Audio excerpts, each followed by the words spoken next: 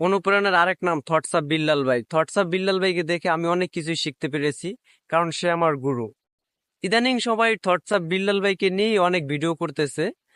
সবাই বুঝতে পারছে যে আসলে 3 মাসে 45 লক্ষ টাকা ইনকাম করেছে। তো এখন থটস অফ বিল্লাল ভাইয়ের মতো ভিডিও করলেই তো ভাইরাল।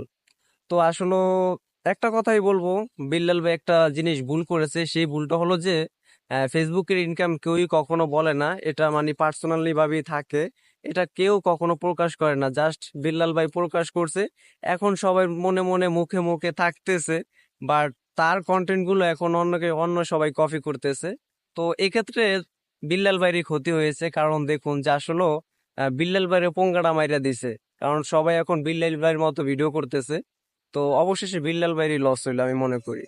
ভাই, বাঙালি বলে কথা, কাউকে কিভাবে নামাতে হয় সেটা বাঙালি ভালো করে জানে। তো এজন্যই কখনো নিজের পার্সোনাল জিনিসগুলো কখনোই শেয়ার করতে হয় না, যেটা বিল্লাল ভাই ভুল করেছে। এখন আপাতত বিল্লাল ভাই ট্রেন্ডিং এ থাকলেও কয়েকদিন পর ট্রেন্ডিং এ থাকবে না, কারণ এখন ঘরে ঘরে থটস অফ বিল্লাল তৈরি হইতেছে, এই আর কি।